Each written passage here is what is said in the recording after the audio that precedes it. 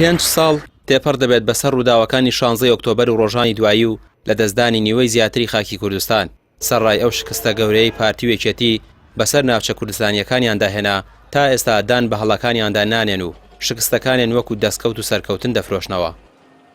دوای ئەوەی کە شکست دێنن لە پرۆسەیەکی سیاسی کە هەنگاویان بۆ ناوە بۆ ئەوەی جەماوەرەکەی خۆیان لە دەست دەدەن بۆ ئەوەی خەڵک چاواشەکەن دانی پیانانێن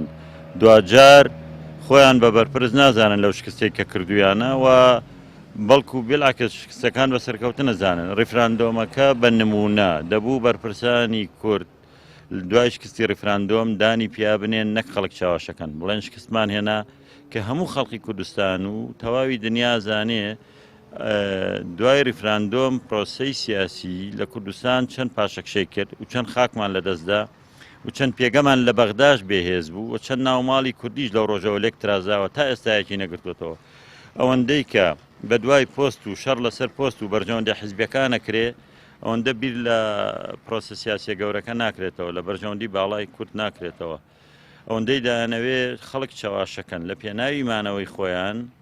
ئەوەندە نایانەوێدان بەڕاستیەکانە بنێن.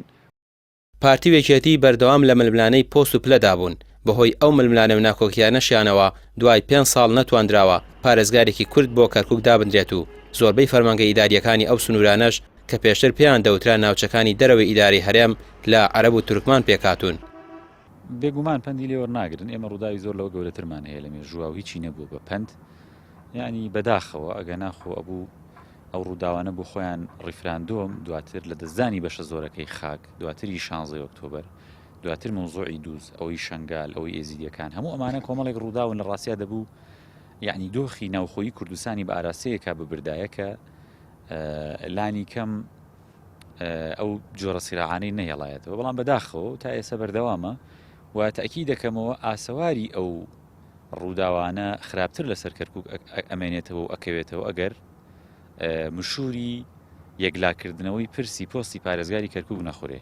لە ڕاستیا ئەو پۆستە پۆستێکی مهمە ڕئیسی وحدەی ئیداری ئەو پارێزگایەیە و بۆ مۆزوعی قەومی ناوچەیەکی کێشە لەسەری وەکو کەرکووک و دەوروبەری لە ڕاستیا ئەو پۆستە حەقی شەڕ لەسەرکردنی زیاتر بوو لەوەی کە لایەنە دەستڕۆیشتەکانی هەرێمی کوردستان شەڕ لەسەر شتی لابەلاکن.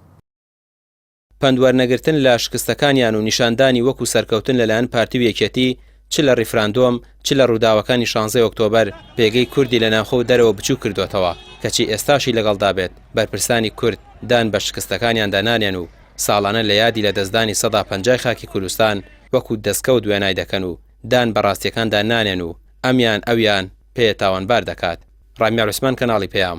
سلێمانی.